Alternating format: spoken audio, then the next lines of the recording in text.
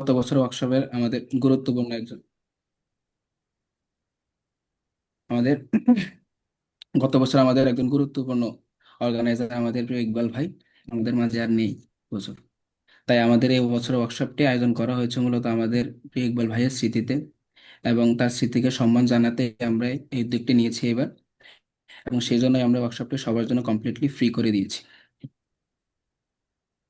আমার এখানে আমাদের মূলত এমএসসি ডিপার্টমেন্টের যারা আছি তারা সবাই জুনিয়র অথবা আমরা টু জিরো যারা আছি আমরা সবাই কম বেশি ইকবাল ভাই সম্পর্কে জানি। তবে স্পেসিফিক্যালি আমি যদি বলি, আমরা টু জিরো যারা আছি, যারা একটু রিসার্চ নিয়ে একটু কাজ করি, আমাদের সবাই রিসার্চের হাতে করে শুরু হয়েছে কিন্তু ইকবাল ভাইয়ের মাধ্যমে। কারণ আমরা সবাই প্রথম ইকবাল ভাইকে সর্বপ্রথম অ্যাপ্রোচ করেছি এবং ভাই আমাদেরকে স্মরণ ভাইয়ের মাধ্যমে আমাদের পার্সোনালি একটা ওয়ার্কশপ নিয়েছেন। সেই জন্য আমরা ইকবাল ভাইয়ের কাছে সারা জীবন ঋণী থাকবো। এবং ইকবাল ভাইয়ের চিন্তাধারা এবং ওনার যে পরিশ্রম, এবং ওনার যে গবেষণা মানসিকতা, এটা আমাদের সবসময় অনুপ্রেরণা ছিল অনুপ্রেরণা ছিল আমাদের জন্য। আর সেই অনুপ্রেরণা থেকে আমরা আজকে উদ্যোগ নিয়েছি। আমরা এই মুহূর্তে আমাদের ইকবাল ভাইয়ের জন্য শুধুমাত্র একটা কাজই করতে পারি, সেটা হচ্ছে আমাদের ইকবাল ভাইয়ের জন্য দোয়া করা। তাই আমি সবাইকে অনুরোধ করব, আমরা সবাই ইকবাল ভাইয়ের জন্য দোয়া করি। আল্লাহ যাতে আমার ভাইয়ের ভুল ত্রুটিগুলো ক্ষমা করে দেন এবং ওনাকে জান্নাতুল ফেরদৌস দান করেন। এখন আমরা ইকবাল ভাইয়ের আমরা আমাদের ওয়ার্কশপটা শুরু করব। শুরু করতে আমরা ইকবাল ভাইয়ের স্মরণে একটা ছোট ভিডিও চিত্র দেখব। বুঝলেন? একটু শুরু করে দিই।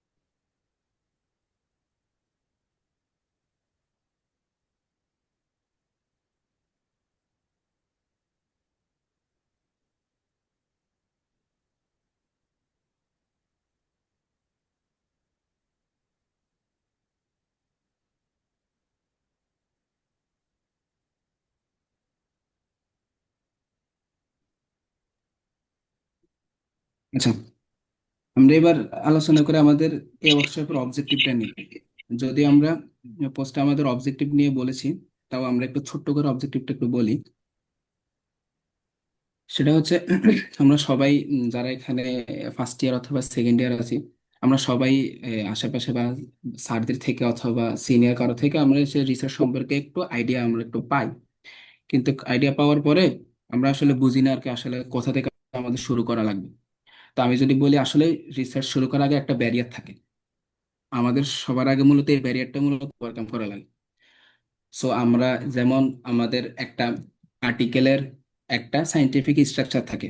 আমরা গতানুগতিক যেমন আমাদের ল্যাব রিপোর্ট অথবা আমাদের অ্যাসাইনমেন্ট গুলাতে যেভাবে আমরা স্যারদের সাবমিট করি আর কি, কিন্তু ওই রকম কোনো ওই রকম থাকে না। একটা সাইন্টিফিক স্ট্রাকচার থাকে, যেমন অ্যাবস্ট্রাক্ট, ইন্ট্রোডাকশন, তারপরে মেথোডোলজি, কনক্লুশন, এগুলো একটা আর্টিকেলের মধ্যে থাকে। এবং প্রত্যেকটা সেকশনে স্পেসিফিক কিছু ইনফরমেশন নিয়ে আলোচনা করা থাকে। সো এগুলা হয়েছে আমাদের রিসার্চের জন্য, এগুলো মূলত দরকার। এবং আমাদের এই যে আমাদের এই ওয়ার্কশপের মেন উদ্দেশ্যই হচ্ছে আমাদের কিভাবে রিসার্চ কি, রিসার্চের রিসার্চের প্রশ্ন কিভাবে আমাদের করা লাগে, একটা রিসার্চ গ্যাপ কিভাবে ফাইন্ড আউট করা লাগে। অর্থাৎ আমাদের অবজেক্টিভ, আমাদের ওয়ার্কশপের অবজেক্টে হচ্ছে আমাদেরকে রিসার্চের নতুন এবং একটা স্টার্টিং পয়েন্ট তৈরি করা। আমরা যখন এই যে যে ব্যারিয়ারটা অতিক্রম করব, অতিক্রম করার পরেই আমাদের সবারই রিসার্চ জার্নিটা মূলত স্টার্ট হবে। এবং আমাদের এটা হচ্ছে আমাদের একদম ক্লিয়ারলি ছোট অবজেক্টিভ। আর আমাদের ভাই পুরো আমাদের পুরো সেশন 3 সপ্তাহের আমাদের সেশনে কমপ্লিটলি আমাদেরকে এক্সপ্লেন করবে সবকিছু।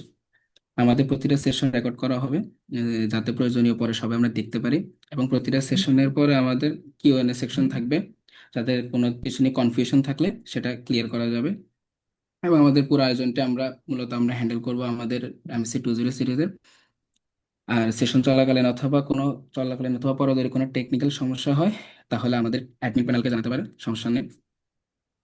এখন আমাদের ওয়ার্কশপের ইনস্ট্রাকচার সম্পর্কে আমরা একটু পরিচিত হই।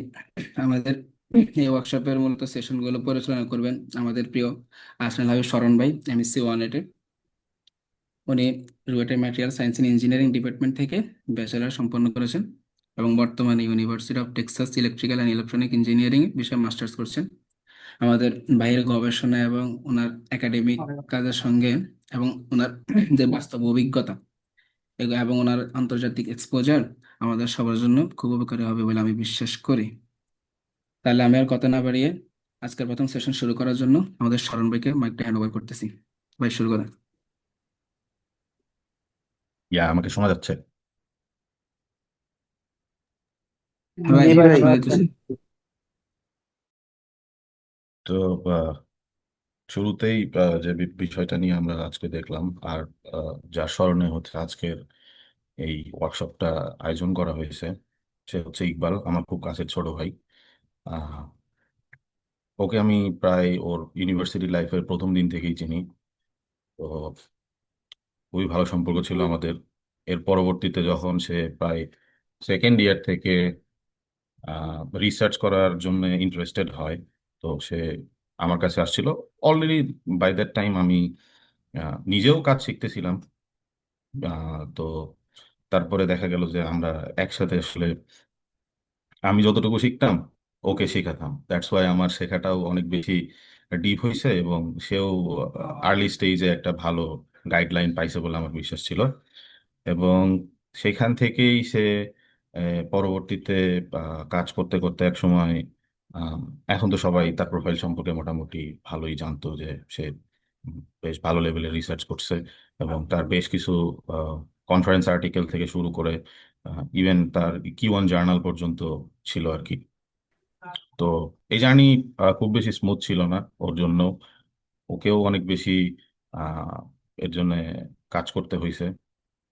But the thing is that এখান থেকে আমার যে রিয়েলাইজেশনটা ছিল, যে আমি যখন ইকবালকে বা আহ, রিয়াদকে, যারা হচ্ছে অনেকেই চেনে রিয়াদকে, যে সে এমএসসি 19 সিরিজের, সো ওদেরকে যখন আমি শিখতে দেখতাম, তো তখন সেখান থেকে আমার মধ্যে আসলে পার্সোনালি যে কনফিডেন্সটা বিল্ড আপ করে, যে এই জিনিসটা আসলে আমি চাইলে আরো অনেকের মাঝে ছড়াই দিতে পারবো বলে আমার বিশ্বাস ছিল। এবং সেখান থেকে এই ধরনের এই ওয়ার্কশপের শুরু আর কি।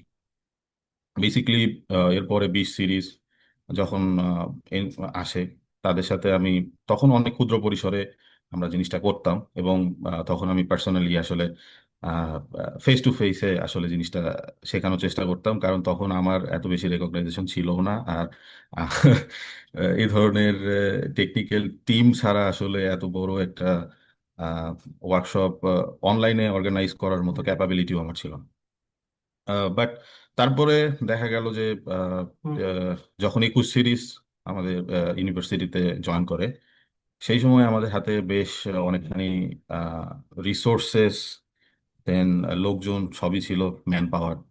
তারপরে আমরা জিনিসটা অনেক বড় পরিসরে শুরু করেছিলাম, এবং সেই সময় আমরা অনেক রেসপন্স পাইছিলাম। এবং সেখান থেকে আহ, আহ, আমরা প্রায় সেই সময়ও 10 দিনের মতো একটা সেশন আয়োজন করি, এবং সেই আয়োজন থেকে দেখা গেছে যে অনেকেই উপকৃত হয়েছে হয়েছে বলে আমার ধারণা। এবং অধিকাংশ লোকের সাথে আমার কানেকশন থাকার কারণে, অবভিয়াসলি সোশ্যাল মিডিয়ার থ্রুতে, আমি দেখতে পারি যে এখন অনেকেই আসলে আহ, হর হামেশাই পাবলিকেশন করতেছে, লাইক বিভিন্ন কনফারেন্স, তারপরে জার্নাল আর্টিকেল হরহামেশাই চোখে পড়ে। এবং যেটা আমাকে খুবই আনন্দিত করে যে সামহাও আমি কারো লাইফে হয়তো বা কিছুটা সিগনিফিকেন্স রাখতে পারছিলাম বলে আমার বিশ্বাস।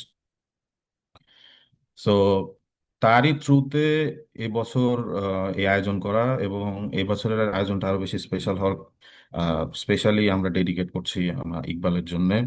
আমরা সে তার এই অকাল প্রয়াণ আসলেই সহ্য করার মতো ব্যাপার না। তো আমরা তার জন্য আর কি বা করতে পারি দোয়া করা ছাড়া। সো আমি আশা করবো আপনারা সবাই তার জন্য দোয়া করবেন, আল্লাহ যেন তাকে জান্নাতুল ফেরদাউস দান করেন। সো এই ছিল ইকবাল সম্পর্কে। সো ইকবালের ফ্রেন্ড সম্ভবত কয়েকজন, আমি 19 সিরিজের দু একজনকে দেখছিলাম, কেউ কি আছে? আসসালামু আলাইকুম ভাই। হ্যাঁ, মামুন, ওয়ালাইকুম সালাম। আহ, তোর যদি কিছু স্মৃতিচারণ করার থাকে ইকবাল সম্পর্কে, যেহেতু আমাদের আজকের সেশনটা ইকবালকে ডেডিকেট করে করা, এই পুরা সেশনটা। আহ, স্মৃতিচারণ করলে তো ভাই শেষ হবে না। এখন এইখানে ধরেন যে ইউনিভার্সিটি লাইফে আসলে খুব বেশি বড় একটা সার্কেল থাকে না। তো আমাদের ছোট সার্কেল যা ছিল তার মধ্যে রিসার্চ শুরু করার পরে মানে হরহামেশাই ডিপ্রেশন তো সবারই থাকে, ইকবালেরও থাকতো। বাট ইকবাল মানে দেখা যেত যখন একসাথে কাজ করতেছি মানে মোটিভেট করতো, কিছু একটা হইলেই প্যারা নাই, হয়ে যাবে, এভাবে না করে এভাবে করি। তো এই জিনিসগুলো ওর মধ্যে ছিল অনেক। ইভেন গ্রাজুয়েশনের পর পর্যন্ত মানে প্রায় প্রত্যেক দিনই ওর সাথে কথা হইতো, এবং মানে আমি হতাশ হয়ে যেতাম যে আমার এটা হচ্ছে না, ওইটা হচ্ছে না, এই হচ্ছে না। বাট ওই ধৈর্য ছিল, মানে ওর ডেডিকেশন ছিল অনেক বেশি, যে প্যাশনেটও ছিল, যে ড্রিম ছিল যে অমুক জায়গা থেকে পিএইচডি করবে, এটা এটা করবে। মানে বলা যায় যে অনেক স্বপ্নবাজ একটা ছেলে ছিল। কিন্তু যাই হোক, এখন আমাদের মাঝে নাই। তো আমরা সবাই দোয়া করব যাতে আল্লাহ তারে ব্যস্ত নসিব করে। আর জুনিয়র যারা ইকবালকে চিনে, আমার মনে হয় না কেউ ওরে হাসি মুখে ছাড়া কথা বলতে দেখছে কারোর সাথে। তো মানে মানুষ হিসেবেও মানে অন্যরকম একটা অমায়িক একটা ছেলে ছিল। যারা চিনে বা যাদের সাথে কথা হয়েছে তারা হয়তো বলতে পারবে। এটাই আসলে, ওর নিয়ে বললে শেষ হবে না। তো সবার কাছে একটাই কথা, দোয়া করবেন বন্ধুর জন্য। আর বন্ধু অনেক স্বপ্ন ছিল, সেইটা সে পূরণ করতে পারে নাই। তো আমরা যাতে তার অনুপ্রেরণা নিয়ে কিছু কাজ করতে পারি, সেটাই। এক্স্যাক্টলি, এক্স্যাক্টলি, এইটাই আসলে মেইন পয়েন্ট, যে যে চলে গেছে তার জন্য আমরা দোয়া ছাড়া আর কি করতে পারি। But the thing is that the show must go on.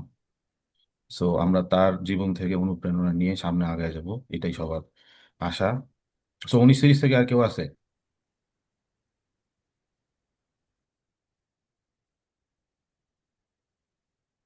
Probably আর কেউ নাই।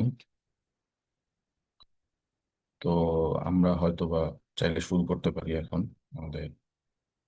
সো বেসিকলি আজকে ফার্স্ট দিন। সো ফার্স্ট দিনে আমরা মেইনলি ইন্ট্রোডাক্টরি কথাবার্তাই বলবো। মেইন কোনো মানে টেকনিক্যাল টার্ম, রিসার্চ রিলেটেড কোনো টেকনিক্যাল টার্মিনোলজির মধ্যে ঢুকবো না।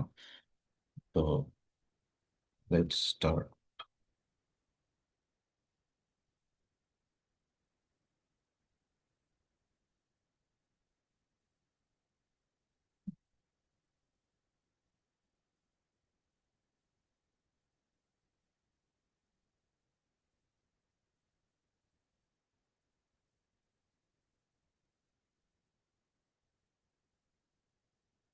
তো আমার স্ক্রিন তো দেখা যাচ্ছে না।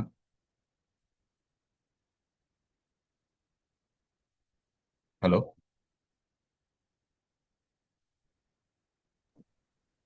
হ্যালো? জি ভাই, দেখা যাচ্ছে। দেখা যাচ্ছে তো? হ্যাঁ ভাই, দেখা ওকে, যাচ্ছে। ক্লিয়ার আছে। Thank you, thank you. So basically আজকে আমরা ইন্ট্রোডাক্টরি কথাবার্তাই বলবো।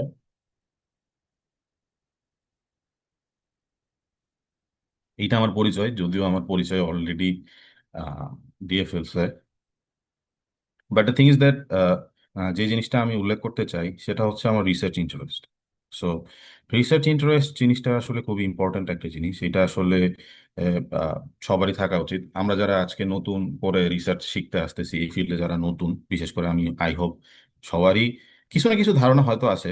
বাট তারপরেও আসলে আমরা আজকে এই সেশনের পরে রিসার্চটা সম্পর্কে আমাদের সম্পূর্ণ ধারণা পাল্টে যাবে আর কি। কারণ এতদিন আমরা রিসার্চ যেরকম চিন্তা করে আসছি ব্যাপারটা এরকম না। এই জন্যই আমরা এই ওয়ার্কশপটার নাম দিয়ে থাকি introduction to research methodology. So research is a term, এবং সেটাকে একটা সিস্টেমেটিক ওয়ের মধ্যে দিয়ে করতে হয়, এবং তার জন্য একটা মেথড আছে। দ্যাটস ওয়াই আমরা এটাকে বলি রিসার্চ মেথোডোলজি, এবং সেই রিসার্চ মেথোডোলজিটা শেখার একটা ব্যাপার আছে। কারণ হচ্ছে আমি যদি একটা সিস্টেমেটিক ওয়েতে রিসার্চটাকে না আগাই, তাইলে আমার সামনে অনেকগুলা চ্যালেঞ্জেস থাকবে, অনেক ধরনের।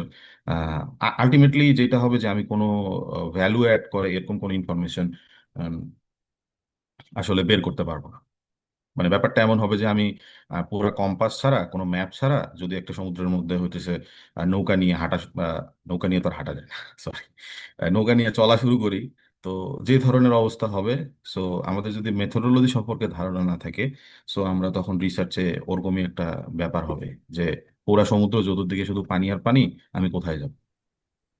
So that's why I hope যে এই পুরা সেশনটা যদি কেউ কমপ্লিট করে এবং সে যদি মনোযোগ দিয়ে প্রত্যেকটা জিনিস বোঝার চেষ্টা করে এবং রেসপন্স করে, এবং যে জিনিসগুলো বুঝতেছে না সেগুলো যদি সে ক্লিয়ার করে নেওয়ার চেষ্টা করে, তাহলে আমার মনে হয় যে তার আর ভিতরে রিসার্চ নিয়ে কনফিউশন থাকার কোনো কথা না। এবং এই পুরা মডিউলটাই এমনভাবে ডিজাইন করা হয়েছে যে এইটা যে কোনো ডিসিপ্লিনে যে কেউ আসলে চাইলে এই জিনিসটাকে ইউজ করতে পারবে। জাস্ট খালি তারা যখন তাদের মানে নিজেদের ফিল্ডের রিসার্চ নিয়ে কাজ করবে, এই জিনিসগুলো জাস্ট মাথায় রাখবে। This is a very basic type of module. So এই হইলো ব্যাপার।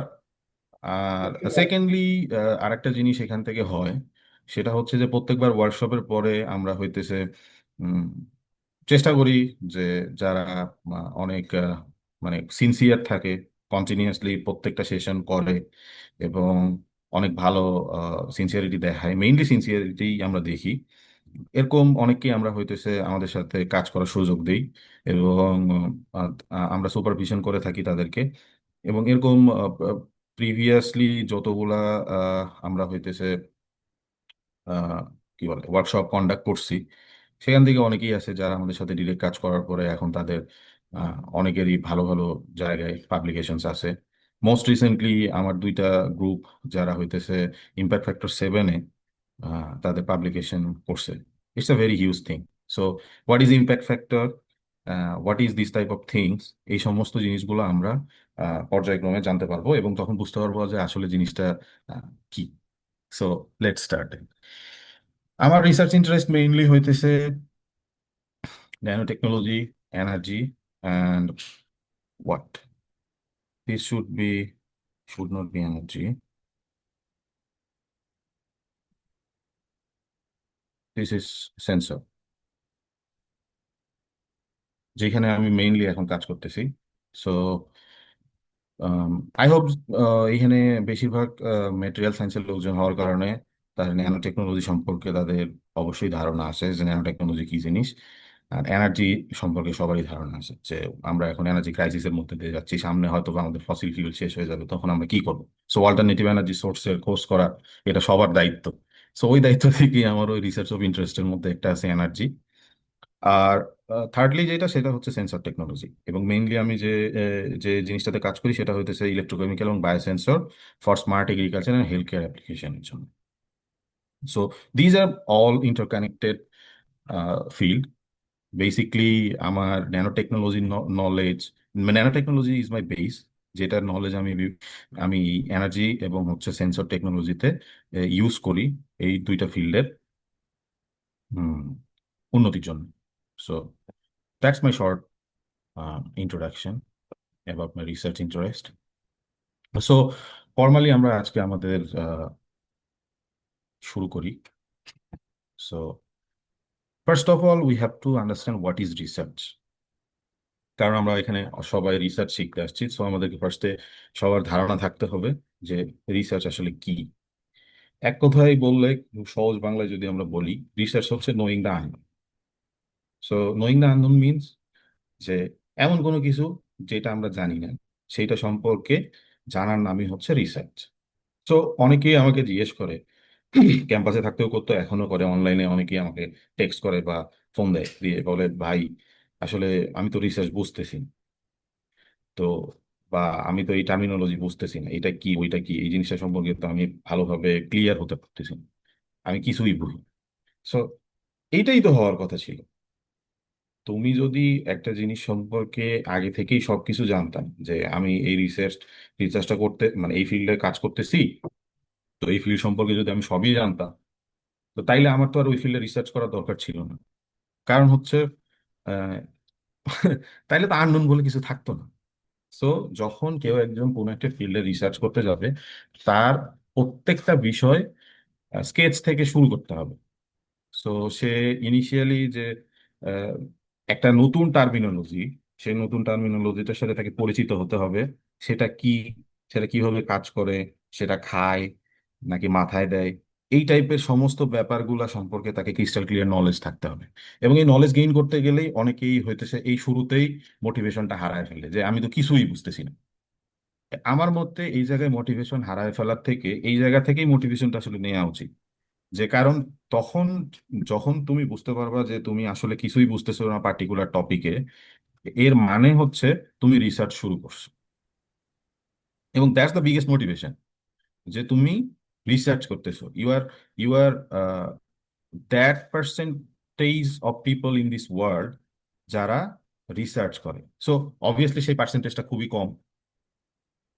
গোটা ওয়ার্ল্ডে সব মানুষ তো রিসার্চ করে না নাকি? 700 কোটি মানুষ আছে, 700 কোটি মানুষ রিসার্চ করে? হাতে গুনলে কয়েক লাখ মানুষ হয়তো বা গোটা ওয়ার্ল্ডে রিসার্চ করতেছে। সো তুমি অটোমেটিক যখন যেদিন থেকে তুমি ডিসিশন নিলে যে তুমি একজন রিসার্চার হবা বা রিসার্চ রিলেটেড ফিল্ডে কাজ করবা, তখন কিন্তু তুমি অটোমেটিক এই 700 কোটি মানুষের মধ্যে থেকে ফিল্টার আউট হয়ে ওই সমস্ত ওই পার্সেন্টেজের মানুষের মধ্যে গেলা যারা ইন্টেলেকচুয়াল ওয়ার্ক করে। So that should be your, that level of confidence.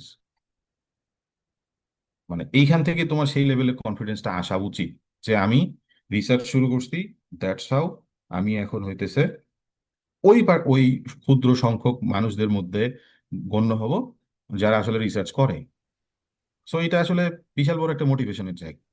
But আমি প্রিভিয়াস আমার হচ্ছে এক্সপিরিয়েন্স থেকে দেখছি যে অধিকাংশ লোকজনই আসলে এই জিনিসটাতেই প্রথমে তাদের মোটিভেশন হারায় ফেলে। যে তারা আহ, কিছুই বুঝতেছে না। সো কেমনে কি এটা তাদের কাছে অনেক বেশি কঠিন লাগতেছে। ব্যাপারটা আসলে এরকম না। ব্যাপারটা যেটা বললাম যে knowing the unknown, that is research. So তুমি যেরকম জানো না ওই ফিল্ডে, ওই সম্পর্কে আসলে কেউই জানে না। সো অন্যরা যাতে জানতে পারে সেই জন্য তোমাকে কাজ করতে হচ্ছে। সো তোমার কষ্টটা একটু বেশি হবেই, এবং সেটাই তোমাকে মোটিভেটেড করে রাখবে। দ্যাটস ওয়াই আমি বলবো যে ইনিশিয়ালি যে কষ্টটা হয় এটা স্বীকার করতে হবে, তাইলেই তুমি একজন ভালো রিসার্চার হইতে পারো। That's it. আচ্ছা, সো রিসার্চের কিছু কেতাবি সংজ্ঞা আছে। যেমন এখানে একটা কেতাবি সংজ্ঞা দেয়া আছে, যেহেতু একটা ফর্মাল ওয়ার্কশপ আমরা করতেছি, সো কেতাবি সংজ্ঞা আসলে জানা উচিত। সো কি বলছে যে creative work undertaken on a systematic basis in order to increase the stock of knowledge of man, culture and society, and the use of this stock of knowledge two device new application. এইটা হচ্ছে তাদের কেতাবি সংজ্ঞা। সোজা বাংলায় বললে কোনো ধরনের সৃজনশীল কাজ। সৃজনশীল কাজ কি? যে যে কাজ আসলে কেউ করে নাই আগে, নিজের চিন্তা প্রসূত কোনো একটা কাজ, যেটা তোমার চিন্তা, যেটাতে তোমার হচ্ছে চিন্তাকে কাজে লাগায় যে কাজটা করতে হবে, এবং যে কাজ আগে এর আগে কেউ করেনি। But the thing is that এই কাজটা অবশ্যই সিস্টেমেটিক বেসিসে করতে হবে। ইটস নট লাইক যে আমার যা মন চাইলো আমি তাই করি, এরকম না। কারণ এবং এই যে সিস্টেমেটিক বেসিসটা, এই পুরা ওয়ার্কশপ জুড়ে আমরা এই পুরা সিস্টেমেটিক বেসিসটাই শিখব। যে আমার আই নো যে তোমাদের হইতেছে ক্রিয়েটিভ একটা মাইন্ড আছে। এই ক্রিয়েটিভ মাইন্ডের অনেক ধরনের চিন্তা আসে, অনেক কিছু করতে, মানে অনেক, মানে ইভেন গোটা ওয়ার্ল্ড চেঞ্জ করে দেওয়ার মতো চিন্তা তোমাদের মধ্যে থেকেই বের হবে। তোমরাই হয়তো বা এক সময় হইতেছে দেশের মানে হইতেছে সব থেকে মানে ব্রিলিয়েন্ট মাইন্ডের মধ্যে একজন হবা, যারা তোমার হয়তো বা তোমরা পুরো বাংলাদেশটাকে চেঞ্জ করবা, হয়তো বা তোমরা পুরো ওয়ার্ল্ডটাকে চেঞ্জ করবা তোমাদের সেই ক্রিয়েটিভ আইডিয়া দিয়ে। I believe every one of you have that capability. So but সেই জিনিসটাকে একটা সিস্টেমেটিক ওয়ের মধ্যে দিয়ে আসতে হবে, এবং সেই সিস্টেমেটিক ওয়েটা শেখানোর দায়িত্ব হচ্ছে আমার এই পুরো ওয়ার্কশপ। সো রিসার্চ হচ্ছে কি? Creative work undertaken on systematic basis in order to increase the stock knowledge. So তুমি যখন এই সিস্টেমেটিক ওয়ের মধ্যে দিয়ে যাবা, তখন সেখান থেকে কিছু নলেজ বের হবে, যেই নলেজগুলা মানব সভ্যতার উন্নতির জন্য কাজে লাগবে। এইটাই হচ্ছে রিসার্চ। সবসময় যে উন্নতির জন্যই কাজে লাগে এমন না। অনেক রিসার্চ থেকে অনেক আহ, ক্ষতিও হয়েছে। যেমন নিউক্লিয়ার বোম তৈরি করছে মানুষ, এট এ টাইম কিন্তু নিউক্লিয়ার এনার্জি কিন্তু one of the cleanest energy source in the world. So সেই জিনিসটা যখন মানে কাজে লাগছে তখন মানুষের উপকার হয়েছে, বাট যখন দেখা গেল যে সেটা দিয়ে বোম বানানো যায় সেটা দিয়ে মানুষও মারা হয়েছে। সো সবসময় যে রিসার্চ আসলে মানুষের কাজেই লাগবে এবং উন্নতিই হবে এমন না, অনেক সময় হইতেছে এটার অপব্যবহার হচ্ছে। সো এই জিনিসগুলো মাথায় রাখতে হবে যখন রিসার্চ করতেছি। এর মানে এই না যে আমি শুধু কাজই করে গেলাম কাজই করে গেলাম, না, আমাদেরকে এথিক্সটাও মাথায় রাখতে হবে। আমাদেরকে এই জিনিসগুলো মানব উন্নতির জন্য কি করা যায় এই জিনিসটা মাথায় রেখে কাজ করলে রিসার্চটা আসলে ফলপ্রসূ হবে, এবং হোপফুলি ইহকাল পরকাল দুই কালেই আমরা মুক্তি পাবো। That's it. আচ্ছা, সো রিসার্চের ধরন, রিসার্চ আসলে বিভিন্ন ধরনের রিসার্চ আছে: analytical, investigating, fundamental, applied. So analytical research mainly দেখা যাচ্ছে যে এটা একদম কোর লেভেলের যে রিসার্চ গুলা হয়, যেমন কেমিস্ট্রিতে অ্যানালিটিক্যাল রিসার্চ হয়। আবার ইনভেস্টিগেটিং রিসার্চ হচ্ছে কি, কোনো একটা জিনিস আছে অলরেডি এক্সিস্ট করে ওয়ার্ল্ডে, বাট এই জিনিসটা কেন হচ্ছে। ফর এক্সাম্পল, এই যে সূর্য পূর্ব দিক থেকে উঠতেছে, সো মানুষের কাছে স্বভাবতই প্রশ্ন ছিল যে এই জিনিসটা প্রত্যেকদিন সকালবেলা পূর্ব দিক থেকে কেন ওঠে আর বিকাল হলেই পশ্চিম দিকে কই চলে যায়। এটা কিন্তু চিরন্তন সত্য। আমরা মানে যে এই মহাবিশ্বে যে শিশু জন্মগ্রহণ করছে, সে তার জীবনের শুরুর দিন থেকেই, বুঝুক আর না বুঝুক, বা বোঝার বয়স থেকে সে কিন্তু দেখতেছে যে একটা সূর্য পূর্ব দিক থেকে উঠে পশ্চিম দিকে অস্ত যায়। এরা মানুষকে সবসময় প্রভাবিত করছে যে এই জিনিসটা আসলে কি, কেন হয়। সো এই এক্সিস্টিং জিনিসের যখন পিছে যখন হইতেছে মানুষ অনেক বেশি ইনফরমেশন খোঁজার চেষ্টা করছে, তাদের যে রিসার্চটা ছিল, এবং একটা সময় যখন মানুষ অনুধাবন করতে পারলো যে না, আসলে ব্যাপারটা হচ্ছে কি, যে সূর্য ঘোরে, পৃথিবীও ঘোরে। সো এই জন্য দেখা যায় যে তাদের ঘোরার ধরনটাই এমন যে মনে হয় যে তারা হচ্ছে সকালবেলা সে পূর্ব দিক থেকে উঠতেছে এবং বিকালবেলা সে পশ্চিম দিকে অস্ত যাচ্ছে। সো ধারণাটা এই যে ধারণাটা প্রথম যে আবিষ্কার করলো, এটাই হচ্ছে ইনভেস্টিগেটিং রিসার্চ। আবার ফান্ডামেন্টাল ধরনের রিসার্চ আছে, যেগুলা একদম core level research. For example, যেটা বললাম যে এই কেমিস্ট্রিতে অনেক রিসার্চ আছে, যেমন হতেছে নতুন ধরনের এলিমেন্ট নিয়ে আবিষ্কার করা। কারণ আমাদের পর্যায় সারণীতে কতগুলা মৌল আছে, যতগুলা মৌল আছে প্রত্যেকটা মৌল কেউ না কেউ আবিষ্কার করছে। সো এই যে প্রত্যেকটা মৌল কেউ না কেউ যে আবিষ্কার করলো, এই রিসার্চটা ছিল ফান্ডামেন্টাল রিসার্চ। এবং ফান্ডামেন্টাল রিসার্চ করলেই একমাত্র নোবেল প্রাইজ পাওয়া সম্ভব। সো কেউ যদি নোবেল প্রাইজ পাইতে চায় তার জন্য আসলে ফান্ডামেন্টাল রিসার্চ করা বাধ্যতামূলক, আদার দেন দ্যাট নোবেল প্রাইজ পাওয়া সম্ভব। এরপরে আছে হইতেছে অ্যাপ্লাইড রিসার্চ। আমাদের জন্য, বিশেষ করে ইঞ্জিনিয়ারিং স্টুডেন্ট বা ইঞ্জিনিয়ারিং ফিল্ডে যারা থাকে বা ভবিষ্যতে কাজ করবে, তাদের রিসার্চ করার জায়গা হলো অ্যাপ্লাইড রিসার্চ। ফর এক্সাম্পল, এই যে আহ, আমরা কি বললাম যে পর্যায় সারণীর যে হইতেছে যতগুলো এলিমেন্ট আছে এর মাঝখানে দুইটা এলিমেন্ট হচ্ছে, একটা হচ্ছে আয়রন, একটা হচ্ছে কার্বন। সো এই দুইটা জিনিস কিন্তু ইন্ডিভিজুয়ালি দুইজন আলাদা মানুষ আবিষ্কার করছে, রাইট? সো যখন মানুষ হইতেছে এই দুইটা জিনিস আবিষ্কার করছে, তখন তারা জানতো না যে এই দুইটা জিনিসকে একীভূত করলে একটা অ্যামেজিং জিনিস তৈরি হয়, যেটার নাম হচ্ছে স্টিল। সো এই স্টিল কে আবিষ্কার করে, এই স্টিল যে আবিষ্কার করছে, যে স্টিল নিয়ে পড়াশোনা করছে বা স্টিলের যে উদ্ভাবন করছে, এইটা হচ্ছে applied research kind of. I am not saying এটাও ওয়ান কাইন্ড অফ ফান্ডামেন্টাল রিসার্চের মধ্যে পড়ে, বাট জিনিসটা দেখলে মনে হয় যে না, যেহেতু জিনিসটা দুইটা আগেই ছিল, সেই দুইটা জিনিসকে একীভূত করার কারণে একটা নতুন জিনিস তৈরি হয়েছে, এইটাকে আমরা চাইলে অ্যাপ্লাইড রিসার্চও বলতে পারি। আবার স্টিলের বিভিন্ন ধরনের যে প্রয়োগ, স্টিল কনক্রিটে ইউজ হচ্ছে। সো কনক্রিটটা আবার হইতেছে দেখা যাচ্ছে যে এক ধরনের অ্যাপ্লাইড রিসার্চ। কেউ না কেউ তো অবশ্যই কনক্রিট তৈরি করছে, এটা তো এমন না যে হুট করে একদিন মানুষ হইতেছে কনক্রিট আবিষ্কার করে ফেলছে। It's not like that, right? So এই যে কনক্রিট তৈরির যে ব্যাপারটা, এটা হচ্ছে অ্যাপ্লাইড রিসার্চ। আমি যে পুরা ডিসকাশন থেকে যে জিনিসটা আসলে বোঝাতে চাচ্ছি যে বিভিন্ন ধরনের রিসার্চ আছে। সো আমি হুট করে সকালবেলা একদিন উঠে একটা রিসার্চ করার প্ল্যান করে ফেললাম, ব্যাপারটা এমন ভাবে কাজ করে না। আমি শুরুতেই বলছি যে সিস্টেমেটিক ওয়েতে যেতে হবে। যত তুমি সিস্টেমেটিক ওয়েতে আগাবা, তোমার কাজও সামনে তত সোজা হবে, তোমার রেজাল্টও তত ইম্প্যাক্টফুল হবে। সো তুমি যদি মানে চিন্তা করো যে না আমি ফান্ডামেন্টাল রিসার্চ করবো, তাইলে তোমাকে থিওরিটিক্যালি অনেক স্ট্রং হইতে হবে। তোমাকে প্রত্যেকটা থিওরি বুঝে বুঝে আগাইতে হবে, এবং যখন তুমি প্রত্যেকটা থিওরি সম্পর্কে খুবই মানে এক্সপার্ট হবা, তখনই তুমি নতুন থিওরি তৈরি করতে পারবা, এবং ওই নতুন থিওরি থেকে তোমার নতুন কিছু উদ্ভাবন করা সম্ভব, যেটা আসলে part of fundamental research. But তুমি অ্যাপ্লাইড রিসার্চ করতে চাচ্ছ, বাট তুমি পড়াশোনা করতেছো ফান্ডামেন্টাল রিসার্চের মধ্যে মতো, তাইলে কিন্তু আলটিমেটলি কোনো লাভ হবে না। কারণ অ্যাপ্লাইড রিসার্চে বেশি পড়াশোনা করা লাগে না, এক্সিস্টিং যে সমস্ত থিওরি আছে ওই সমস্ত থিওরি সবগুলা ক্রিস্টাল ক্লিয়ার নলেজ থাকলেই, এবং সেগুলোকে অ্যাপ্লাই করতে পারো কিনা তুমি প্র্যাকটিক্যাল লাইফে, সো বা সেইটা দিয়ে কোনো তোমার হইতেছে প্র্যাকটিক্যাল প্রবলেম সলিউশন করা যায় কিনা, ওই দিকে বেশি ফোকাস দিলে তোমার হইতেছে অ্যাপ্লাইড রিসার্চটা কাজে দিবে।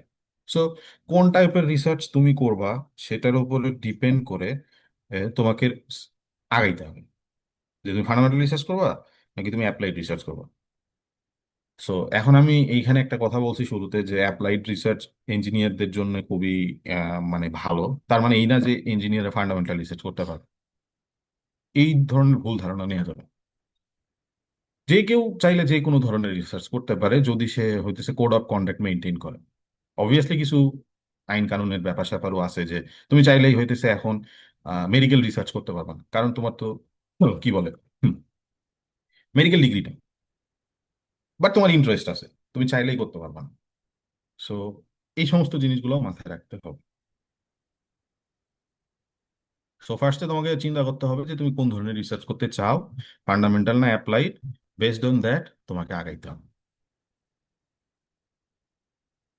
আচ্ছা, তো এই ছিল রিসার্চের। আমাকে কি শোনা যাচ্ছে? জি ভাই, ঠিক জি ভাই। আছে, শোনা যাচ্ছে।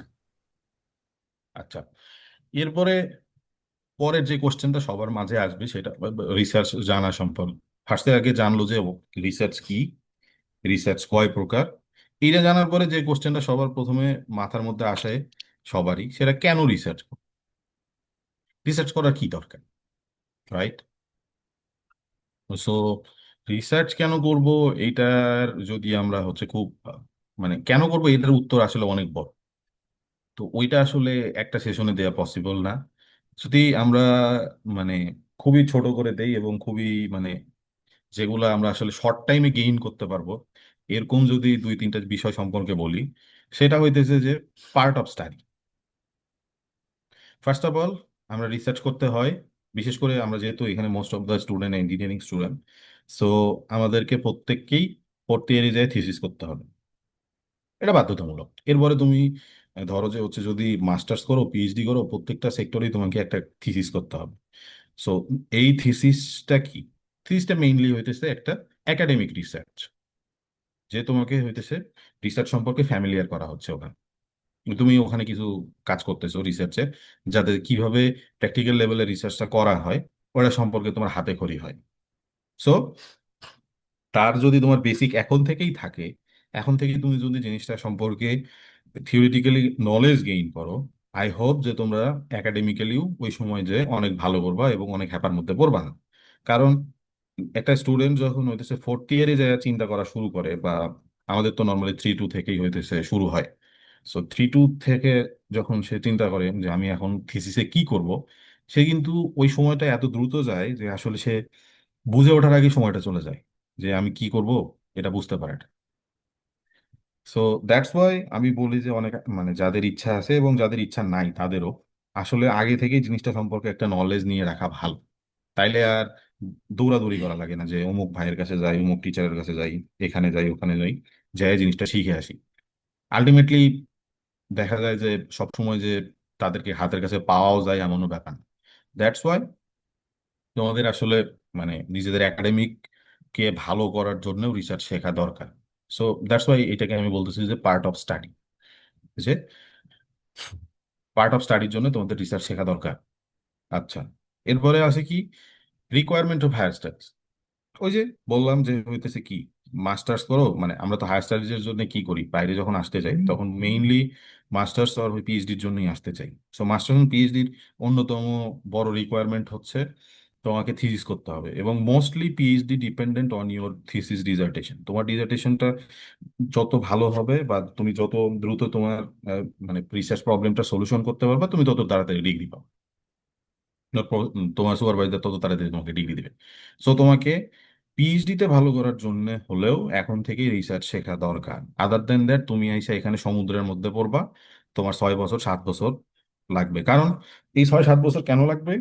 এই যে এক্সট্রা 2 বছর তোমার রিসার্চ শিখতে হবে, তুমি এখানে আসবা, নতুন পরিবেশ, নতুন করে আস্তে আস্তে আস্তে আস্তে শিখতে শিখতে শিখতে শিখতে দেখবা যে তোমার লাইফ থেকে 3 বছর হাওয়া হয়ে গেছে। সেই জিনিসটা তুমি যদি এখন থেকে শুরু করো, তুমি যদি এখন থেকে আস্তে আস্তে জিনিসগুলো দেখা শুরু করো, এবং তোমার প্ল্যানে যদি অলরেডি পিএইচডি করার ইচ্ছা থেকেই থাকে, কারণ পিএইচডিতে শুধু তারাই যায় যাদের প্ল্যান থাকে যে তারা পরবর্তীতে একাডেমিয়াতে যাবে, ইদার অর দেখা যাচ্ছে যে কোনো R&D আর এই টাইপের যে সমস্ত মানে ক্যারিয়ার আছে, এই সমস্ত ক্যারিয়ার চুজ করবে, তারাই পিএইচডির জন্য যায়। সো যেহেতু পিএইচডিতে তুমি যেতে চাচ্ছ, তার জন্য তার মানে হইতেছে তোমার রিসার্চ করা তোমার জন্য ফরজে আইন। যেহেতু তোমার জন্য রিসার্চ করা ফরজে আইন, সো তোমাকে এখন থেকে রিসার্চটা শেখা উচিত। এটা তো গেল হইতেছে ওখানে যাওয়ার পর। But the thing is that তোমাকে যখন যাওয়ার আগে অবশ্যই প্রফেসর তাইলে চেক করবে যে এই ছেলের রিসার্চ সম্পর্কে কোনো আইডিয়া আছে কিনা। কারণ হইতেছে তাকে তো আনার পরে এখানে রিসার্চই করানো হবে। সো সে, তার যদি জিনিসটা আগে থেকে ধারণা থাকে, তাহলে সে আরো বেশি আউটপুট জেনারেট করতে পারবে তার ল্যাবের জন্য। দ্যাটস ওয়াই আমরা বলি যে হায়ার স্টাডিজে যাওয়ার জন্য পাবলিকেশন থাকা দরকার, বা হায়ার স্টাডিজে যাওয়ার জন্য রিসার্চ এক্সপিরিয়েন্স থাকা দরকার। এটা এমন কোনো বিষয় না যে হইতেছে ম্যান্ডেটরি একটা বিষয় যে আচ্ছা তোমার সিজিপিএ হইতেছে এত থাকাই লাগবে। It's not like that. এটার পিছনে রিজন আছে। কি রিজন? যে তুমি এখানে আসার পরে আউটপুট জেনারেট করতে পারবা কিনা। এটা এইটা ডিনোট করবে তোমার হইতেছে previous research experience and your publication. That's why it is very important you have to have some research experience and also some publications during your undergrad life. Okay? So that's why a requirement of higher studies, you need to learn how to do research systematically. আমি বারবার একটা জিনিসের উপরে জোর দিচ্ছি, systematically. That's it. Then part of job. Part of জবের জন্য আমাদেরকে রিসার্চ করতে হয় যে অনেক সময়, ফর এক্সাম্পল কেউ যদি সেলসে চাকরি করে, তারও কিন্তু রিসার্চ করার প্রয়োজন আছে। কেমন? যে সে মার্কেট সম্পর্কে যদি তার ভালো আইডিয়া না থাকে, সো সে যদি এবং এই টার্মিনোলজিটাকে তো আমরা সচরাচরই বলি মার্কেট রিসার্চ, যে এই এই পার্টিকুলার প্রোডাক্টটা মার্কেটে চলবে কি চলবে না, বা হতেছে এই প্রোডাক্টটার আসলে প্রাইস কেমন হওয়া উচিত, বা এই প্রোডাক্টটা আসলে কোন জায়গায় চলবে। ফর এক্সাম্পল তুমি হয়তো কোনো একটা প্রোডাক্ট বাংলাদেশ থেকে এক্সপোর্ট করতে চাচ্ছ। সো এখন ধরো যে হইতেছে ফর এক্সাম্পল শীতের কাপড়, তো তুমি এই শীতের কাপড়টা এক্সপোর্ট করতে চাচ্ছ যে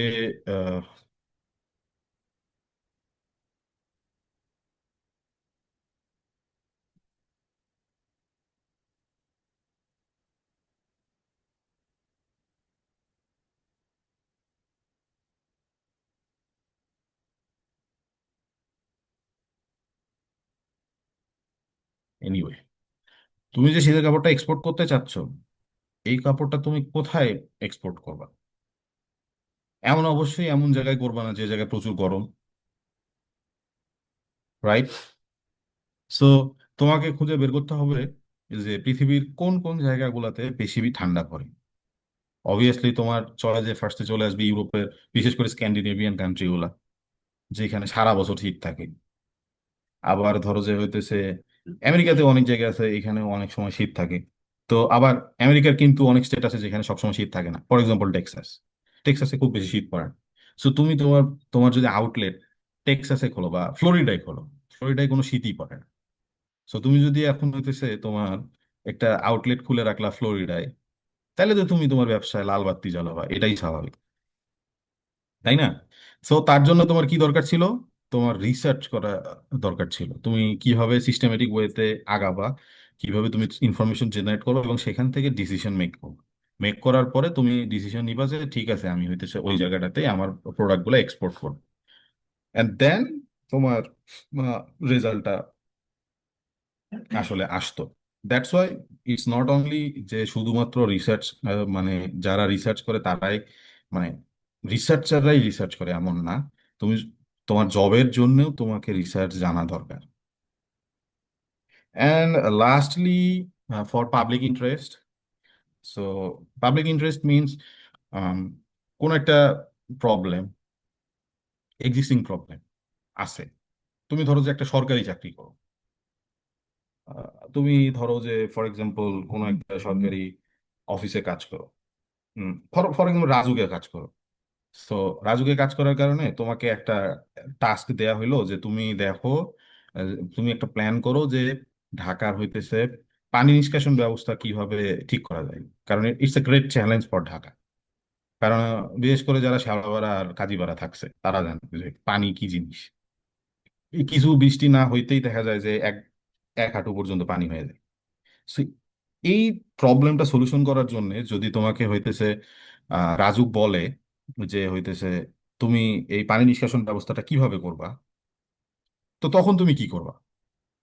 তোমাকে তখন যেটা করতে হবে, তোমাকে রিসার্চ করতে হবে এবং এটার একটা সলিউশন বের করতে হবে, এবং সেই সলিউশনের উপরে সলিউশনটা অ্যাপ্লাই করলে দেখা যাবে যে হচ্ছে তুমি এটার সলিউশন আনতে পার, মানে তখন তোমার এই পানি নিষ্কাশন সমস্যাটার সমাধান হবে। So this type of research is called research for public interest. এইখানে পাবলিকের ইন্টারেস্ট আছে। তো আমরা কি দেখলাম, আমাদের অনেকেই আমাদেরকে কোশ্চেন করে যে ভাই আমি তো বাইরে যেতে চাই না, সো আমাদের রিসার্চ করার দরকার আছে, বা আমি তো বাইরে যেতে চাই তাইলে আমি রিসার্চ করতে চাই। আজকে কি ব্যাপারটা ক্লিয়ার হইলো যে আসলে রিসার্চ নট অনলি বাইরে যাওয়ার মতো কোনো ব্যাপার না। রিসার্চ হচ্ছে তোমার লাইফে তোমার ক্যারিয়ারে উন্নতি করার জন্য একটা টুল, যেটা সবার শেখা উচিত। ইচ অ্যান্ড এভরি সেক্টরে রিসার্চ আছে, এবং প্রত্যেকটা সেক্টরের রিসার্চের আলাদা ধরন আছে, এবং সেই ধরন অনুযায়ী প্রত্যেককে রিসার্চ শেখা উচিত। ইভেন আমার কাছে যেটা মনে হয় যে এই জিনিসটা একটা কোর্স থাকা উচিত প্রত্যেকটা ইউনিভার্সিটির প্রত্যেকটা ডিপার্টমেন্টে। তাদের পার্টিকুলার রিসার্চ কেমন হওয়া, মানে সেই ডিপার্টমেন্ট ওয়াইজ রিসার্চটা কেমন হওয়া উচিত, সেইটার উপরে বেস করে একটা করে কোর্স থাকা উচিত। ইঞ্জিনিয়ারিং এ তো অবশ্যই, এবং ইঞ্জিনিয়ারিং এ আছে থিসিস, শেখানো হয় কি হয় না সেই ডিবেটে আমি যাব না। বাট আমার কাছে মনে হয় যে জিনিসটা আসলে ভালো করে শেখানো উচিত। সো ইয়া, কেন রিসার্চ করব, আই হোপ যে সবাই ক্লিয়ার হয়েছে।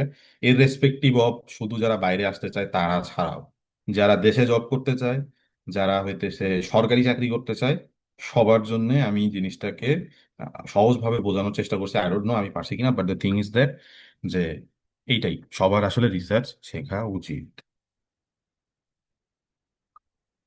আচ্ছা, এরপরে যে জিনিসটা সবার দরকার, যেহেতু আমরা most of the people from Bangladesh, বাংলাদেশের পার্সপেক্টিভে রিসার্চ করা সোজা। আমরা বলি বাংলাদেশের পার্সপেক্টিভে রিসার্চ করা কঠিন, বাট ব্যাপারটা এরকম না। কারণ কোন দিক থেকে সোজা আবার কঠিনও আছে। তো ফার্স্ট অফ অল যদি আমরা বাংলাদেশে রিসার্চ করার যে চ্যালেঞ্জেস গুলো, যে কেন কঠিন সেইটার কথা যদি বলি, সেটা হচ্ছে যে আমাদের রিসোর্সেস এর অভাব আছে, ল্যাক অফ রিসোর্সেস। তারপরে দেখা যাচ্ছে যে আমাদের মেশিন পাতির অভাব আছে, মেশিন বা হইতেছে এই টাইপের জিনিসপাতি যেগুলা আসলে একটা রিসার্চকে ডিফাইন করার জন্য, বা একটা রিসার্চ যে আমি করলাম সেটার রেজাল্ট আউটপুট বের করে আনার জন্য অনেক সময় অনেক সফিস্টিকেটেড মেশিনস এর দরকার হয়, যেগুলো আমাদের দেশে অ্যাভেলেবেল থাকে না। এটা একটা চ্যালেঞ্জ। ল্যাক অফ ফান্ড, আমাদের দেশে কেউ রিসার্চে ফান্ডিং করতে ইন্টারেস্টেড হয় না, কারণ তারা মনে করে যে দেশের মানুষ ভাতই পাচ্ছে না, সেখানে ফান্ডিং করা কি, মানে সেখানে রিসার্চ করা তো বিলাসিতা, রাইট? অথচ ঠিক মতো রিসার্চ করতে পারলে ভাতের চিন্তা করার প্রয়োজন আছে বলে আমার মনে হয় না। এবং তাই হয়েছে গোটা ওয়ার্ল্ডে, আমরা তাই দেখছি। এটা আমি হচ্ছে অবশ্যই এখানে আমেরিকার উদাহরণ দিব না।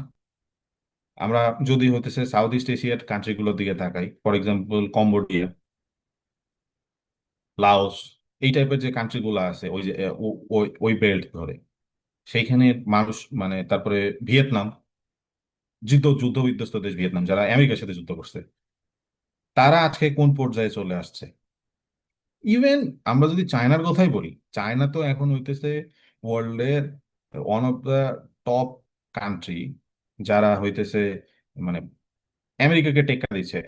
এতদিন পর্যন্ত যখন আমরা হতেছে ইয়াং এজ থেকে শুরু করে একটা সার্টেন এজ পর্যন্ত শুনতাম যে কোল্ড ওয়ার বা হাবিজাবি এই টাইপের জিনিসপাতি চলে হইতেছে আমেরিকার রাশার মধ্যে। বাট তুমি ইদানিং সময়কালের পত্র পত্রিকা খুলে দেখবা রাশা ইজ নো মোর। ওদের শুধু ওই কয়েকটা পারমাণবিক বোমাই আছে, এছাড়া ওদেরকে কেউ আর গোনে না। এখন চ্যালেঞ্জটা শুধুমাত্র আমেরিকা চায়না, আমেরিকা চায়না।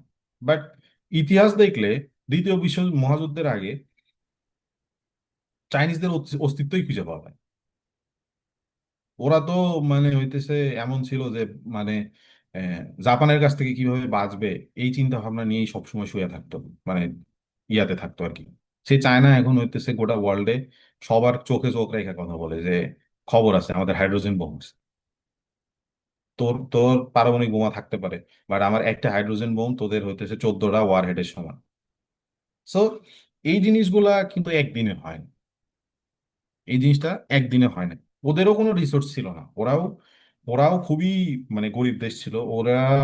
হইতেছে ওদেরও এরকম মেশিনস ছিল না, ওদেরও হয়তো বা ফান্ড ছিল না, কমিউনিকেশন স্কিলস ছিল না। কিন্তু ডে বাই ডে তারা ডেভেলপ করছে জিনিসটা। তো এই ডেভেলপ করার কারণে তারা আজকে ওয়ার্ল্ডের টপ কান্ট্রিতে পরিণত হয়েছে। সো আমাদের দেশে এই জিনিসটা নাই, আমাদের দেশে শুধু আছে চেতনা। যাই হোক, ওই দিকে আর যাচ্ছি না। সো আমাদের লোকজন আসলে ওইভাবেও চিন্তাও করে না যে আসলে কারোই কোনো রিসোর্স থাকে না, রিসোর্স নাই। এবং এরকম জায়গা থেকেই কোনো একটা আউটপুট বের করে নিয়ে আসতে পারাটাই হইতেছে আসলে কি বলে সফলতা ব্যাপার। সো চ্যালেঞ্জেস থাকবেই, চ্যালেঞ্জেসকে অতিক্রম করেই আমাদেরকে রিসার্চ করতে হবে। But the thing is that এইখানে যে জিনিসটা সম্পর্কে আরেকটু আমরা বলতে চাচ্ছিলাম সেটা হইতেছে যে অপরচুনিটিস। সো দেশে আমাদের কি অপরচুনিটিস তাইলে কি আছে? অপরচুনিটিস হচ্ছে আমাদের কান্ট্রিটা হচ্ছে ডেভেলপিং কান্ট্রি। সো ডেভেলপিং কান্ট্রিতে সব থেকে বেশি কি থাকবে? প্রবলেমস।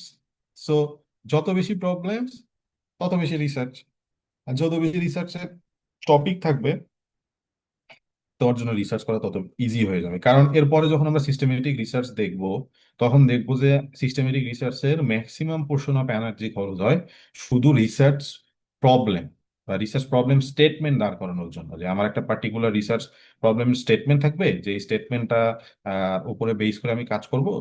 সো এইটাতেই আমাদের সব থেকে বেশি এনার্জি লস হয়। এবং যেহেতু Bangladesh is a developing country, they have a lot of problems, that's why this portion of your work will be easy. So এটা একটা অপরচুনিটি, এবং এটাকে আমাদের কাজে লাগানো উচিত। এবং অবশ্যই কাজে লাগানো উচিত যাতে আমরা দেশ ও জাতির স্বার্থে কিছু সিগনিফিকেন্স রাখতে পারি। আদার দেন দ্যাট এই পৃথিবীতে আসার দরকার কি? কারণ এই পৃথিবীতে আল্লাহ পাক আমাদেরকে প্রতিনিধি হিসেবে পাঠাইছে। সো আমাদের কিছু অবশ্যই দায়িত্ব আছে, এবং you can fulfil that responsibility using your research. That's it. Okay, এইটা হচ্ছে আমাদের আজকে লাস্ট স্লাইড। সো আমরা ফার্স্টে দেখবো যে হইতেছে রিসার্চ মেথোডোলজিটা কি। এইখানে কেউ কি আছে এই এই এই ব্যক্তি চিনে?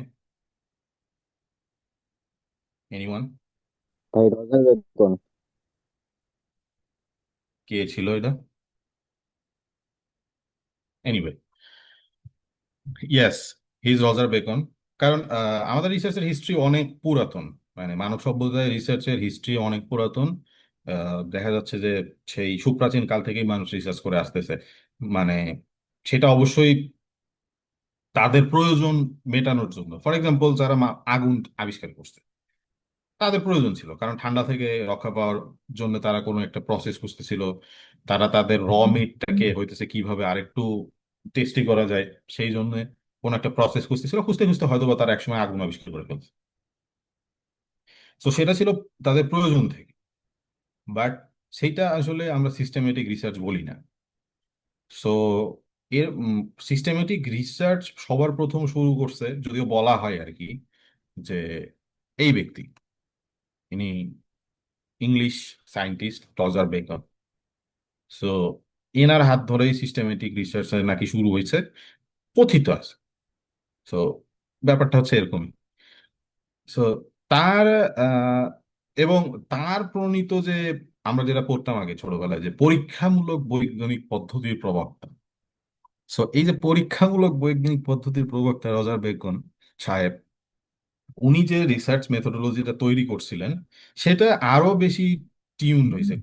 টিউনড হইতে হইতে হইতে হইতে বর্তমান সময়ে আসছে এই যে আমরা ফ্লো চার্টটা দেখতেছি, এই চার্টের, ও সরি, এই চার্টের যে সমস্ত ব্যাপার স্যাপার গুলো আছে, এইটা হচ্ছে বর্তমান সময়ে আজকের জন্য রিসার্চ মেথোডোলজি। সো ওনার পরেও জিনিসটাকে অনেকবার টিউন করা হয়েছে, এবং এখন যেটা আসছে, কেউ যদি এখন এই পার্টিকুলার যে আমার ফ্লো চার্টটা আছে এটা মেনটেন করে কোনো একটা টপিকের উপরে রিসার্চ করে, তবে তার রিসার্চ ভ্যালিডেটেড, সে যে কাজই করুক সেটা ভ্যালিডেটেড। তাকে এই কয়েকটা জিনিস ফুলফিল করতে হবে। যদি করতে পারে তাহলে তার রিসার্চ ভ্যালিডেটেড। এর যে কোনো একটা জিনিস যদি বাদ পড়ে, বা যে কোনো একটা জিনিসের মধ্যে যদি সে হইতেছে চুরি করে, আমি ডিরেক্ট চুরি বললাম, তো এই টাইপের জিনিসপাতি কারচুপি করে, তো এই ধরনের জিনিসপাতি যদি করে, তাহলে সেটাকে আসলে রিসার্চ বলে গণ্য করা হবে না। বোঝা গেল? So this methodology or this flowchart is very important. So we have to understand each of the point. So first পয়েন্টটা হইতেছে রেইজিং কোয়েশ্চেন। ফার্স্টে একটা রিসার্চ করার আগে আমাদেরকে একটা কোয়েশ্চেন সেট করতে হবে, যে আমি একটা এটা আমি হইতেছে নেক্সট যে সেশন হবে ওই সেশনে হইতেছে পুরো উদাহরণ দিয়ে বুঝাই দিব যে কিভাবে কোশ্চেন রেইজ করতে হয়, কিভাবে সেটা আহ, তারপরে পরের প্রত্যেকটা স্টেপে স্টেপে ওই একটা প্রবলেমকে আমরা হইতেছে ভাঙবো। এটা আমরা নেক্সট যে সেশনটা করব, এরপরে প্রবাবলি শনিবারে, তো ওই দিন আসলে জিনিসটা সম্পর্কে আমাদের ক্রিস্টাল ক্লিয়ার নলেজ হবে। কারণ এই জিনিসটাই ডিনোট করবে যে একটা রিসার্চ কিভাবে শুরু করতে হয় সেই ব্যাপারটা। সো আই হোপ যে নেক্সট সেশনে আমরা আবার মিট করব, যদি আল্লাহ চায়। তাইলে আমরা হইতেছে ওই দিন পুরা জিনিসটাকে মানে উদাহরণ দিয়ে বোঝার চেষ্টা করবো, বাট আমরা আজকে জেনারেলি বুঝি।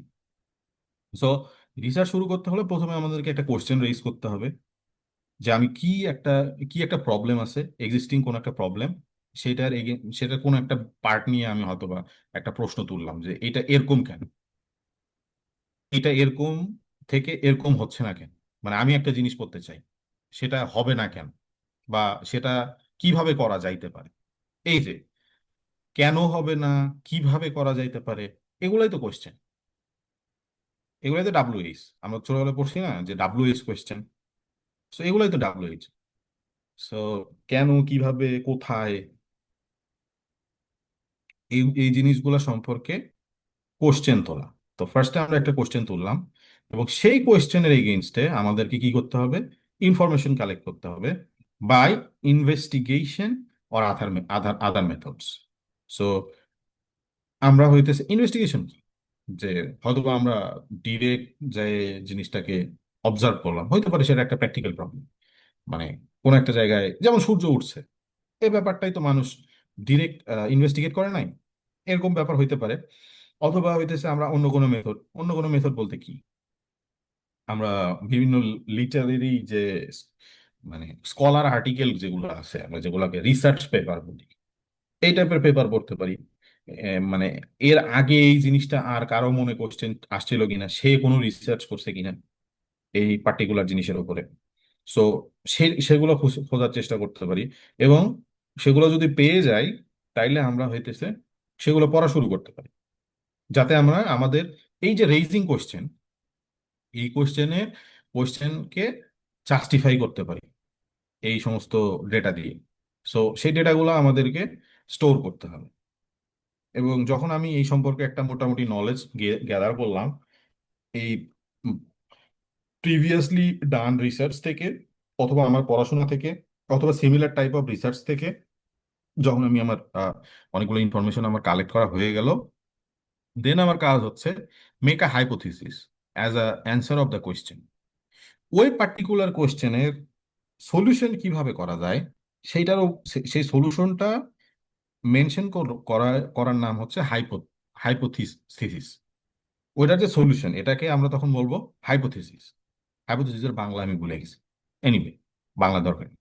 সো এই হাইপোথিসিসটা পরের স্টেপে যাবে, যেটাকে আমরা এক্সামাইন করব বিভিন্ন ধরনের প্র্যাকটিক্যাল এক্সপেরিমেন্টের মাধ্যমে, বা আরো বেশি ডেটা কালেক্ট করে স্ট্যাটিস্টিক্যালি।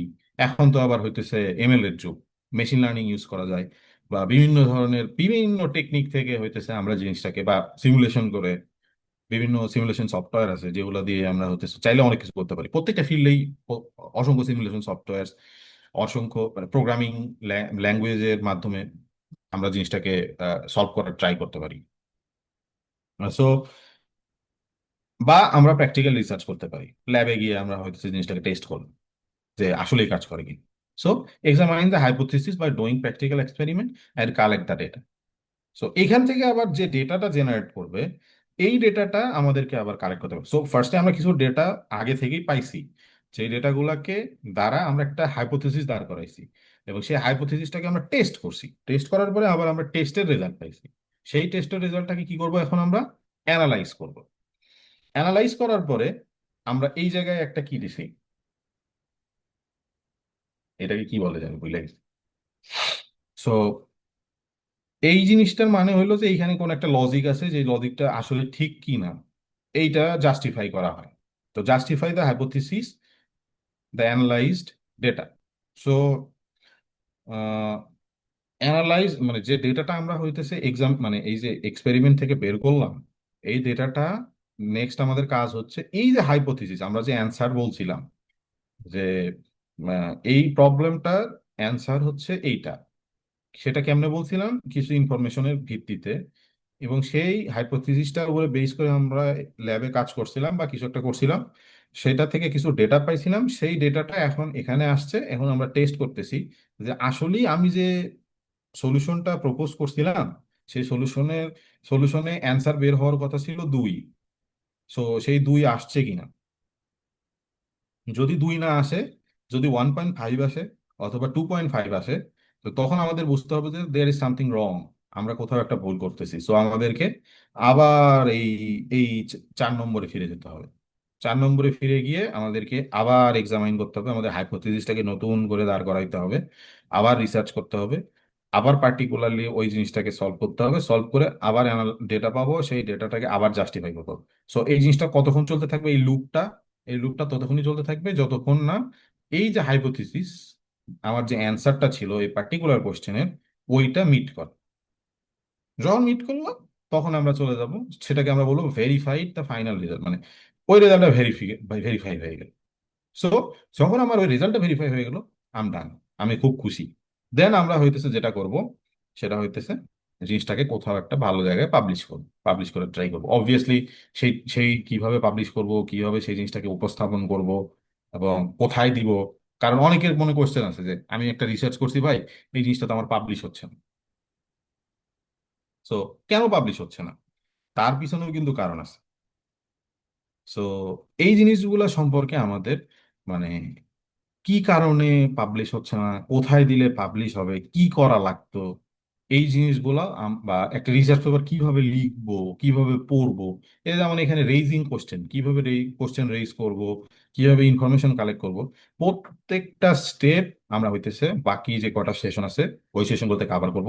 এবং আই হোপ কেউ যদি প্রত্যেকটা সেশন ডে 1 থেকে শুরু করে ডে 9 পর্যন্ত কমপ্লিট করে, সে তারপরের দিন থেকে যদি সে রিসার্চ করে বা আমল করা শুরু করে, সে অবশ্যই খুব ভালো জার্নালে রিসার্চ পেপার পাবলিশ করতে পারবে, এবং সে একজন রিসার্চার হিসেবেও নিজেকে এস্টাবলিশ করতে পারবে, আমার বিশ্বাস, ইনশাল্লাহ।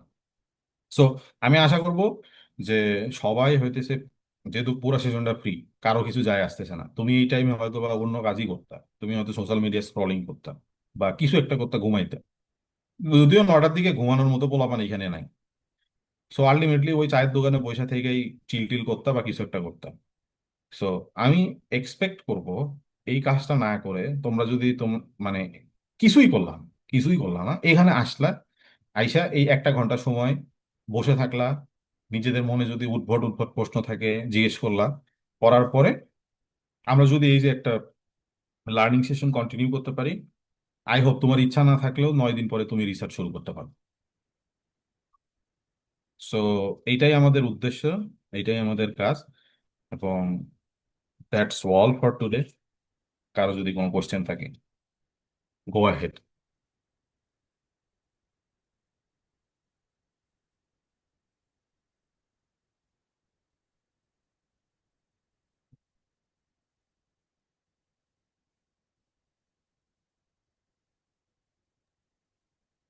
কারো কোনো প্রশ্ন থাকলে জিজ্ঞেস করতে পারো।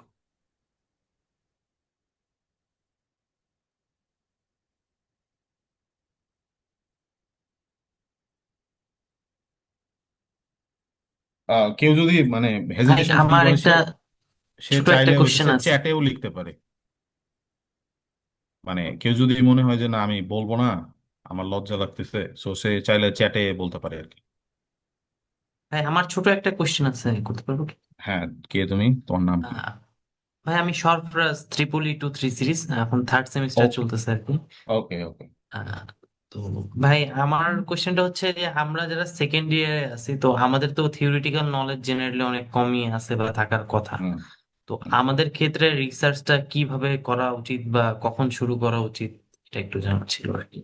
আর যদি আর্লি So, স্টেজে করিও তাহলে সেটা কিভাবে বা টপিক কিভাবে চুজ করতে পারি? আচ্ছা, ভেরি গুড কোশ্চেন। এইটার সলিউশন মানে এইটার অ্যান্সারই আমি প্রথম স্লাইডে দিছিলাম, যে সবাই জিজ্ঞেস করে যে আমি তো ভাই অনেক আর্লি স্টেজে আছি, আমি তো কিছুই জানি না।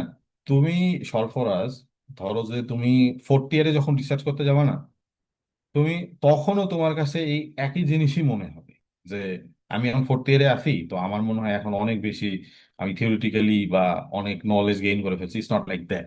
এটা জিনিসটা এইভাবে কাজ করে না। এটা সবার জন্যই সেম। তুমি যদি 4th ইয়ারে যে রিসার্চ শুরু করো, তোমার যে ফিলিংসটা হবে, তুমি আজকে রিসার্চ শুরু করো, তোমার সেম ফিলিংসটাই হবে।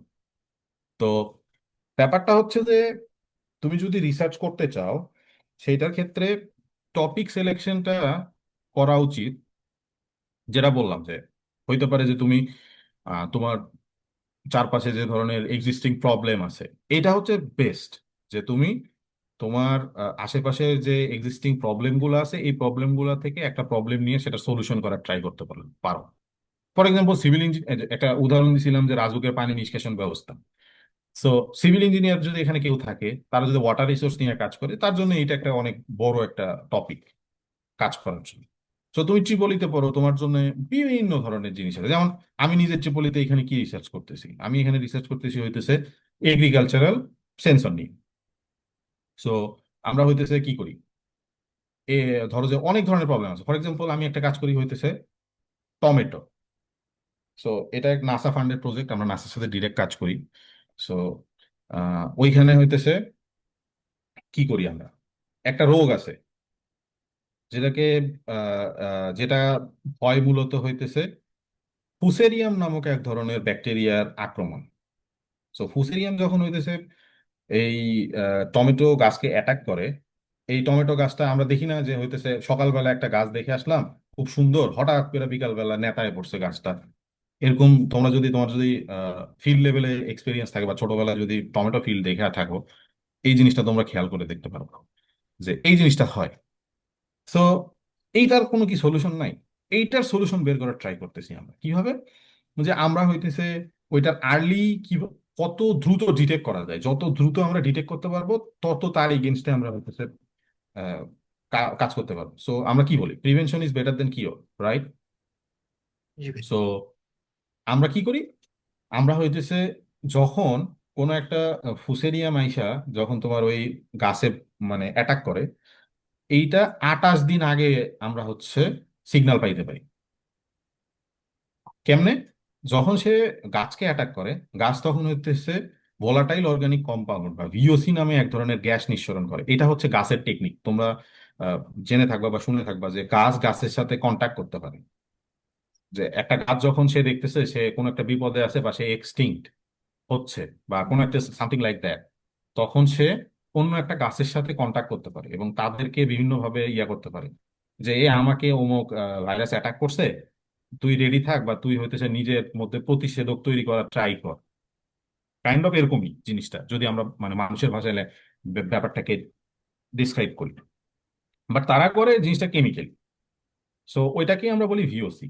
সো আমি এমন একটা সেন্সর ডেভেলপ করার ট্রাই করতেছি, যেই সেন্সরটা ও যখন ওই পার্টিকুলার ভিওসিটা নিঃসরণ করবে, এটাকে আমরা মিথাইল স্যালিসাইলেট বলি, সবই বলে দিচ্ছি। সো মিথাইল স্যালিসাইলেটটা যখন হইতেছে আসে, ওইটাকে আমরা ডিটেক্ট করার ট্রাই করি। সো ওর জন্য আমাদের মানে যত বেশি সফিস্টিকেটেড সেন্সর ডেভেলপ করা দরকার আমরা ডেভেলপ করার চেষ্টা করছি, কারণ ওইটা থাকেই অনেক কম। মানে ওটার পার্টস পার্টস পার মিলিয়ন বা পার্টস পার বিলিয়ন সম্পর্কে আইডিয়া আছে? অবশ্যই আমরা কেমিস্ট্রিতে পড়ছি। জি ভাই, অবশ্যই আছে। সো পার্টস পার বিলিয়ন লেভেলে সে থাকে। মানে বিলিয়নে একটা দুইটা অণু থাকে। তো আচ্ছা। কোন লেভেলের সেন্সিটিভিটি থাকলে আমরা ওই পার্টিকুলার বা সেলেক্টিভিটি থাকলে আমরা ওই পার্টিকুলার জিনিসটাকে ক্যাচ করতে পারবো। সো এত আজাইরা পেশাল পাড়ার উদ্দেশ্য ছিল আমার একটাই, সেটা হইতেছে আমি এই সব এগুলা সম্পর্কে কিন্তু কিছুই জানতাম না। আমি যখন দেশে ছিলাম তখন আমি শুধু ন্যানোটেকটা জানতাম, ন্যানো টেকনোলজি, ন্যানো ম্যাটেরিয়ালস কিভাবে কোথায় কি অ্যাপ্লাই করা যায় বা কি। আমি কিন্তু এগুলো কিন্তু কমপ্লিটলি যেগুলো তোমার সাথে ডিসকাস করলাম এগুলো কিন্তু কমপ্লিটলি বায়োলজিক্যাল সায়েন্সের জিনিস, রাইট? কারণ মাইক্রোবায়োলজিস্ট বা এই টাইপের যারা লোকজন আছে তারা কিন্তু এই জিনিসটা নিয়ে কাজ করবে। বাট আমি কিন্তু জানতাম না। আমি কি করছি, আমি এখানে আসার পরে জিনিসটা সম্পর্কে পড়াশোনা করছি। পড়াশোনা করে আমি এই সম্পর্কে হইতেছে যখন এক্সপার্টিস পাইছি, তখন আমি যে চিন্তা করছি আচ্ছা তাইলে এখন আমার ন্যানোটেকের নলেজ এখানে কিভাবে অ্যাপ্লাই করতে পারি, দেন আমি আমার অ্যাপ্লাই করছি। সো রিসার্চ শুরুতে মানে শুরুর যে মেইন রিসার্চ সেটা সম্পর্কে কিন্তু আমি কিছুই জানতাম না। সো ওরকম তোমারও এখন তুমি কিছুই জানো না বাট তোমার বেসিক আছে, তুমি কিন্তু basic physics, basic chemistry, basic even তুমি যেহেতু সেকেন্ড ইয়ারে আছো তো তোমার বেসিক ইলেকট্রিক্যাল ইঞ্জিনিয়ারিং এর নলেজ আছে।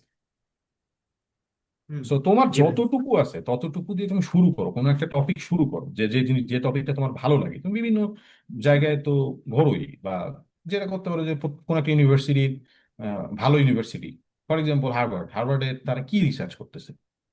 যেহেতু তুমি খুবই বিগিনার লেভেলে আছো, এখন তুমি হইতেছে একদম ফান্ডামেন্টাল এবং মৌলিক টাইপের রিসার্চ তুমি করতে পারবে না। তুমি যেটা করতে পারো, হার্ভার্ডের কোন একটা ওয়েবসাইটে কোন একটা ওয়েবসাইটে যাওয়ার পরে কোন একটা প্রফেসরের ওয়েবসাইটে গেলা, তাদের কিন্তু প্রত্যেকের এক একটা পার্সোনাল ল্যাবের ওয়েবসাইট থাকে, সেখানেও যেতে পারো।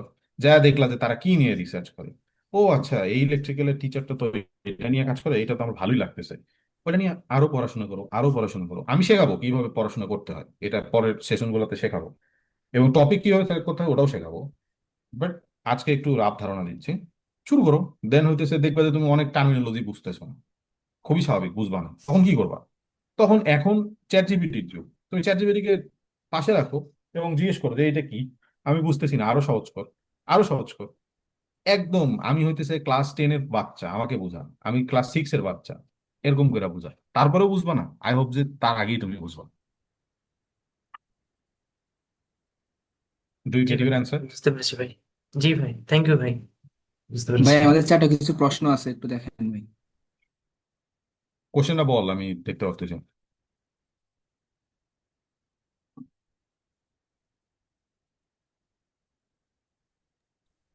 বা একটা প্রশ্ন আছে, রিসার্চ কি নিয়ে, কি নিজে নিজে করা যাবে নাকি কোনো গ্রুপের সাথে দরকার? এটা খুবই একটা ভালো কোশ্চেন, যে রিসার্চ আসলে গ্রুপেও করা যায়, নিজেও করা যায়।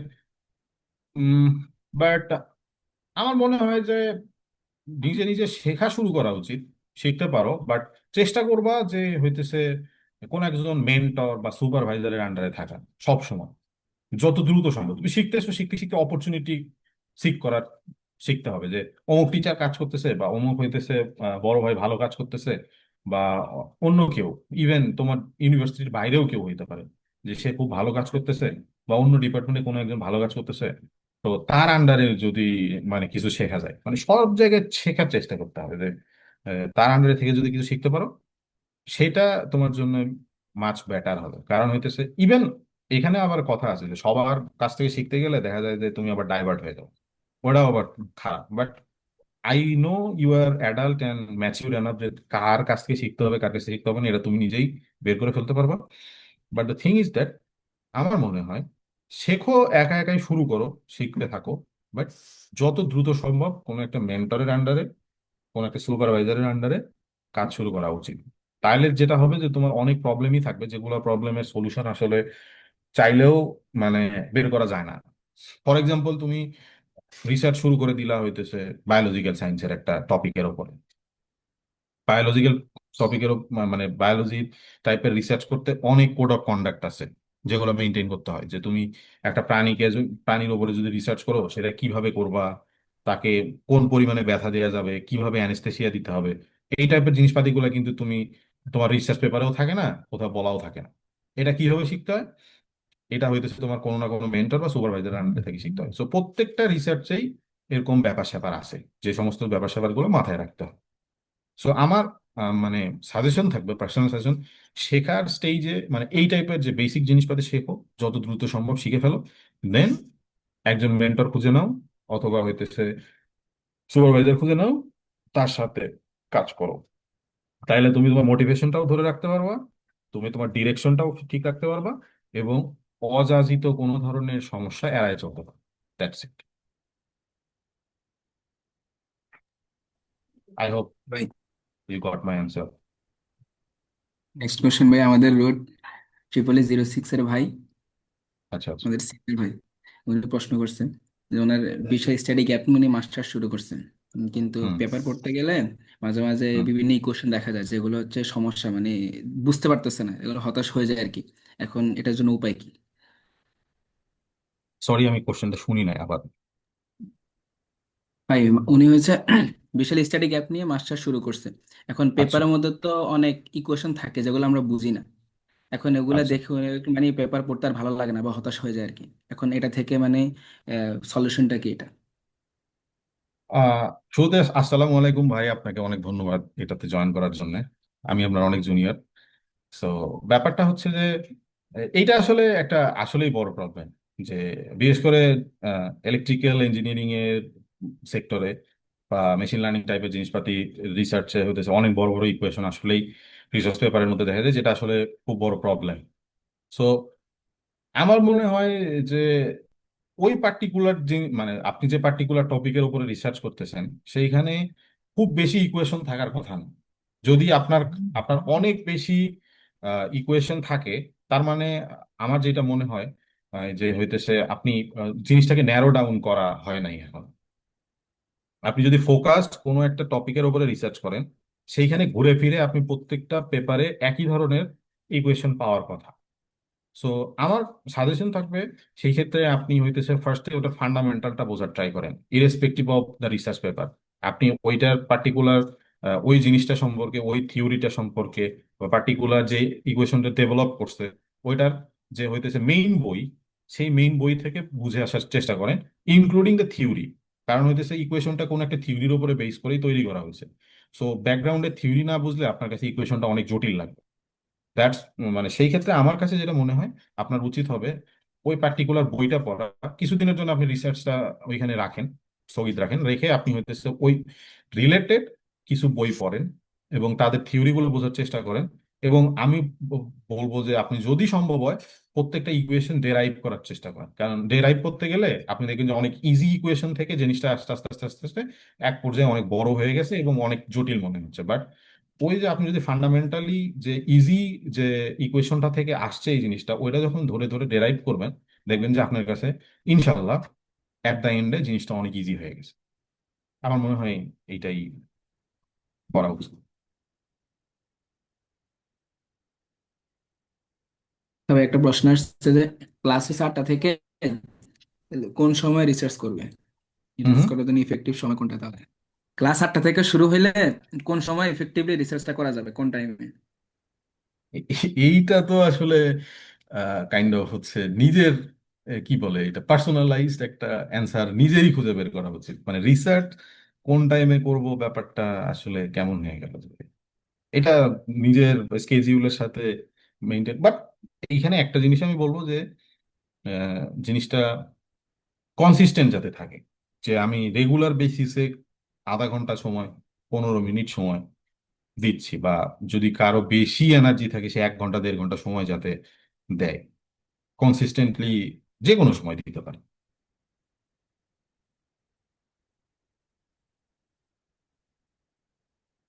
কারণ এটা আসলে মানে জেনারেলাইজ কোনো অ্যান্সার নাই, এটা এক্সট্রিমলি পার্সোনাল।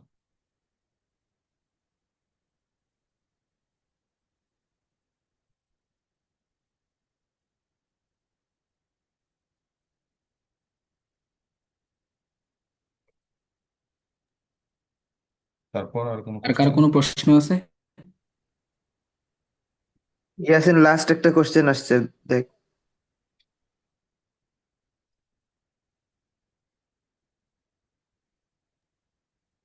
ভাই, মাস্টার্স আর পিএইচডি জব সেক্টরে কিভাবে ভেরিয়েশন আনে? এইটা একটা ভালো কোশ্চেন।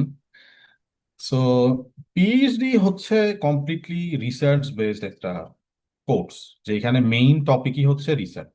আমেরিকায় পিএইচডি 5 বছর করা লাগে, কারণ হইতেছে আর গোটা ওয়ার্ল্ডের সব জায়গাতেই পিএইচডি হচ্ছে 3 বছর। কারণ গোটা ওয়ার্ল্ডে সবাই পিএইচডি শুরুই করে ডিরেক্ট রিসার্চে এন্টার করে, এই জন্য 3 বছর। বাট আমেরিকার ক্ষেত্রে জিনিসটা একটু আলাদা, এখানে 5 বছর লাগে, কারণ প্রথম 2 বছরে এখানে কোর্স ওয়ার্ক নিতে হয়, এবং হেভি মানে হেভি লোড কোর্স ওয়ার্ক এগুলা 6,000 মানে 6,000 বা 5,000 লেভেলের কোর্স, যেগুলাকে আমরা বলি অনেক হাই লেভেল কোর্স আর কি। ওই সমস্ত কোর্স করে দেন হইতেছে এন্টার করতে হয়। সো এইখানে মেইনলি যে জিনিসটা বোঝার ব্যাপার সেটা হচ্ছে যে পিএইচডি কারা করে, তাই না?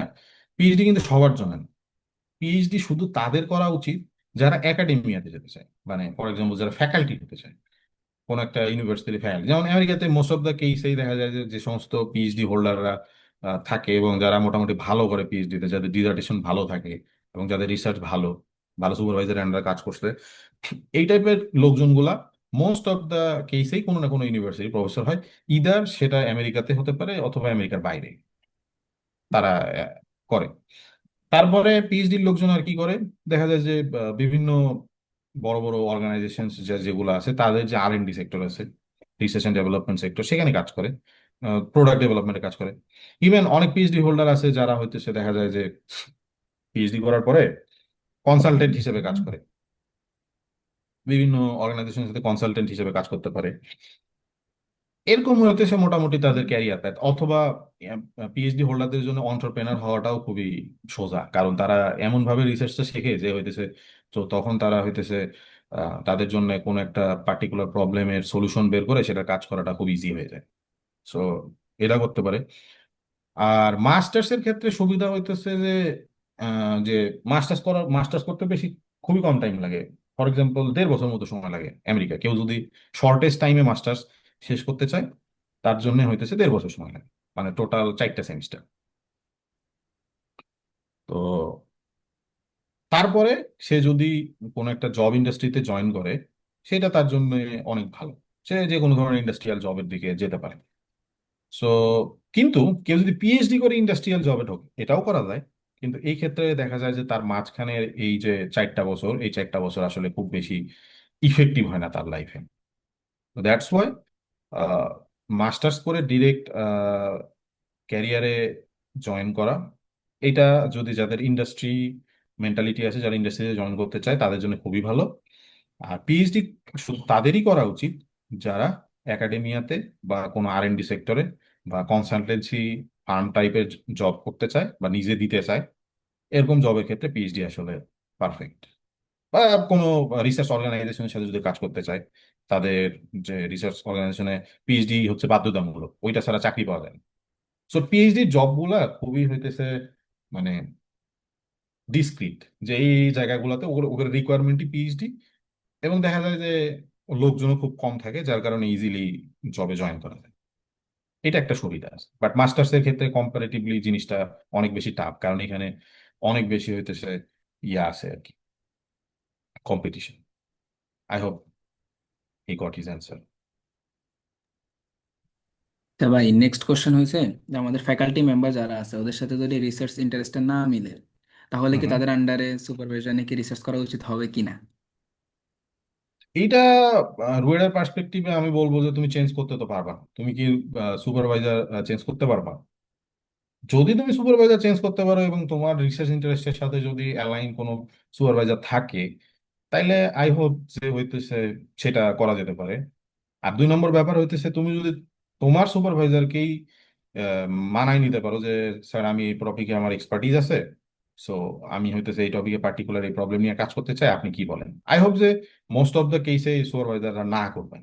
যদি না তার এক্সিস্টিং প্রজেক্ট থাকে এবং সেই প্রজেক্টে লোক লাগে এবং তোমাকে দিয়ে সে তার ওই প্রজেক্টের কাজ করাইতে না চায়, সেই ক্ষেত্রে দেখা যায় যে হয়। বাট সুইচ করার তো অপশন নাই। সো থিসিসে আসলে মানে এইটাই করা, মানে আমরা করি আর কি মোস্ট অফ দ্য কেসে, যে নিজের টপিকটা সুপারভাইজারকে দিয়ে মানায় নেওয়ার চেষ্টা করি সর্বোচ্চ। একান্তই না হলে আর কি করবা, তারপরেও চেষ্টা করবা যে সুপারভাইজার যেটা বলছে সেটার সাথে তোমার রিসার্চ ইন্টারেস্টটাকে কিভাবে অ্যালাইন ট্যালাইন করা যায়। তাছাড়া মানে এখানে হাত বাঁধা কিছু করার না। আচ্ছা ভাই নেক্সট কোশ্চেন হচ্ছে যে আমাদের সিএমই ডিপার্টমেন্ট মানে গ্লাস এন্ড সিরামিক যেটা ছিল আর কি আগে, আচ্ছা আচ্ছা, এখানে একজন ওদের মানে সিএমই থেকে বা জিসি থেকে মোস্ট অফ দ্য সিনিয়র যারা আছে এই যে ওনারা হচ্ছে সবাই হচ্ছে হায়ার স্টাডিতে এমএসসি তে শিফট করে। এখন হুম আপনি এমএসসি থেকে ট্রিপল তে শিফট করছেন, এখন এর হুম। জন্য কি কোনো প্রবলেম ফেস করতেছেন কিনা? ফার্স্ট অফ অল এই জিনিসটা একটু মানে ট্রিকি। প্রবলেম তেমন কিছু নাই। আমার এইখানে আসার পিছনে কারণ ছিল হইতেছে আহ, আহ, তোমার এর রিসার্চ ইন্টারেস্টটা আমার রিসার্চ ইন্টারেস্টের সাথে মেলে। আর যে ইউনিভার্সিটিতে আমি আসছি এই ইউনিভার্সিটিতে আসলে ম্যাটেরিয়াল সায়েন্স ছিল না। সো ম্যাটেরিয়াল সায়েন্স যদি থাকতো তাহলে আমাকে ডিগ্রি অবশ্যই ম্যাটেরিয়াল সায়েন্সেই দিয়ে দিত। বাট এখানে ম্যাটেরিয়াল সায়েন্স নাই। বাট আমার রিসার্চ ইন্টারেস্টটা অনেক মানে মানে আমার সাথে যায়। আর হইতেছে প্রফেসর আমাকে অনেক বেশি আর কি ইয়া করে ফেলছিল। সো আমার এখানে ফান্ডিংটাও অনেক ভালো ছিল। That's why I choose here. So এমন মানে প্রবলেম বলতে এখানে খুব বেশি প্রবলেম হচ্ছে না। কারণ মানে আমেরিকার পড়াশোনার সিস্টেমটা একটু আলাদা। মানে দেশের মতো না যে আমরা গদবাঁধা নিয়মে যেরকম পড়াশোনা করি, যে সেমিস্টার ফাইনালের আগে যায় অনেক বেশি পড়ে পরীক্ষা দেওয়ার মতো সিস্টেম না। এখানে ডে 1 থেকেই পড়াশোনা শুরু করতে হয়। তো একটা সময় যায় তুমি ফার্স্ট সেমিস্টারের দিকে দেখবা যে একটু কষ্ট হচ্ছে, বাট আস্তে আস্তে তুমি জিনিসটার সাথে অভ্যস্ত হয়ে যাবে। সো অ্যাট দ্য এন্ড ভালোই হবে। সো এখানে আসার পিছনে আমার মেইন রিজন ছিল ওইটাই, যে হইতেছে আমার প্রফেসরের রিসার্চের সাথে আমার রিসার্চটা খুবই অ্যালাইন। বিশেষ করে নাসা প্রজেক্টে কাজ করতে পারতেছি, নাসার সাথে ডিরেক্ট কাজ কোলাবোরেশনে কাজ করতেছি। ওদের কেনেডি স্পেস সেন্টারে আমার হইতেছে ইয়া আছে, মানে আহ, যাওয়ার যায় ওদের ল্যাবে কাজ করার হচ্ছে অনুমতি আছে। সো ওয়াই নট, এর থেকে আর কি চাও? তো ভাই নেক্সট কোশ্চেন হচ্ছে যে রিসার্চ করতে গেলে এমএসসি আর কেমিস্ট্রি এর মধ্যে ডিফারেন্সটা কোথায়, মানে কোন টপিক কোন সাবজেক্টের আন্ডারে, এটা কিভাবে বোঝা যায়, মানে কিভাবে বুঝেন আর কি? রিসার্চ, আর এই কোশ্চেনের অ্যান্সার একটাই।